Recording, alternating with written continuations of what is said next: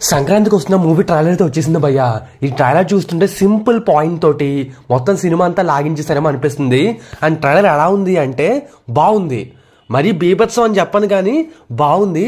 And సంక్రాంతికి ఫ్యామిలీస్ని attract చేసే సినిమాలా కనిపిస్తుంది. అండ్ ట్రైలర్లో వెంకీ మామ వన్ మ్యాన్ పర్ఫార్మెన్స్ కనిపిస్తూనే ఉంది. ఒకవేళ F2 తర్వాత మళ్ళీ ఆయన వన్ మ్యాన్ పర్ఫార్మెన్స్ వర్కౌట్ అయితే, ఆయన పంచులు డైలాగులు కామెడీ పేలితే మాత్రం ఇంకా చూసుకోక్కర్లేదు. పైగా మొగుడు పెళ్ళాంల కాన్సెప్ట్ ఎప్పుడూ కూడా ఇంట్రెస్టింగ్గానే ఉంటుంది. పైగా ఇందులో ఈసారి ఎక్స్ గర్ల్ ఫ్రెండ్ వచ్చింది అండ్ దాని మీద పంచులు ఇవన్నీ కూడా బాగానే వర్కౌట్ అయ్యాయి అనిపిస్తుంది. కాకపోతే సినిమాలో తీసుకున్న స్టోరీ పాయింట్ ఎంతవరకు వర్కౌట్ అవుతుంది, దాన్ని బోర్ కొట్టించకుండా 2 గంటల సినిమా లాగా ఎలా తీసుకువెళ్లారనే దాని మీద సినిమా రిజల్ట్ ఆధారపడి ఉంటుంది. నాకు ట్రైలర్ చూసిన తర్వాత అర్థమైంది ఏంటంటే సినిమాలో పెద్దగా సీరియస్నెస్ అయితే ఉండదు, మొత్తం అంతా కూడా లైటర్ విన్ కామెడీలో వెళ్ళిపోతుంది. అండ్ ఈవెన్ ఫైట్స్ ఆ హీరోయిజం మొత్తం కూడా కామెడీతో మిక్స్ చేశారనిపించింది. ఇది ఒక్కొక్కసారి బాగా వర్కౌట్ అవుద్ది, పేలితే మాత్రం 10,000 వాళ్ళలాగా ఇరగాడేస్తుంది. లేదు అంటే కొన్నిసార్లు క్రింజ్ కంటెంట్ అవుతుంది. మరి ఎలా ఏంటనేది సినిమా చూసే తెలుసుకోవాలి. మనం ట్రైలర్ బట్టి జడ్జ్ చేయలేం. అనిల్ రావుపూడి సినిమాలు ఇప్పటి వరకు ఫ్లాప్ అవ్వలేదు, మినిమం అన్నీ కూడా హిట్ అవుతూనే వచ్చాయి. అండ్ ఈవెన్ F3 ఒకటే నాకు తెలిసి వీకెస్ట్ మూవీ, అది ఏదోలా గట్టెక్కేసింది. కానీ ఈసారి మరి సంక్రాంతికి వస్తున్న మూవీ రిజల్ట్ ఎలా ఉంటుందో చూడాలి.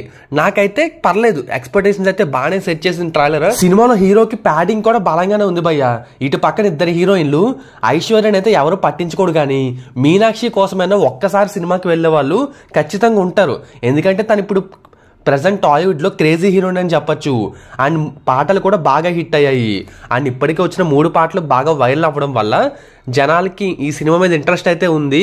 అండ్ ట్రైలర్ వల్ల ఇంకొంచెం ఎక్స్పెక్టేషన్స్ పెరుగుతాయి. కాకపోతే టికెట్ రేట్లు ఈ సినిమాకి కూడా పెంచేశారు, అదొక్కటే minus point.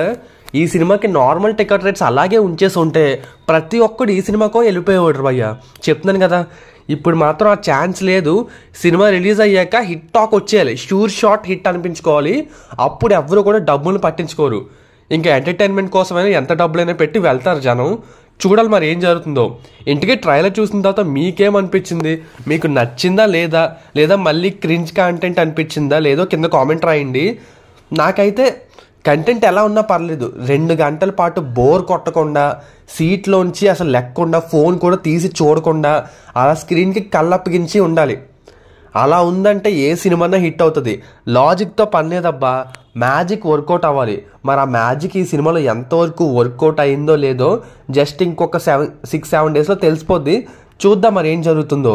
Daaku Maharaj, game changer, ఇప్పుడు ఈ సంక్రాంతికి వస్తున్నాం, ఏ సినిమా కూడా తగ్గట్లేదు, రెచ్చిపోతుంది అనమాట ప్రతి సినిమా కూడా. ఈ సినిమా తక్కువ అని చెప్పడానికి అయితే లేకుండా ఉంది. మరి మీకు ఈ 3 సినిమా ట్రైలర్లో మీకు ఏది బాగా నచ్చిందో కింద కామెంట్ రాసేయండి.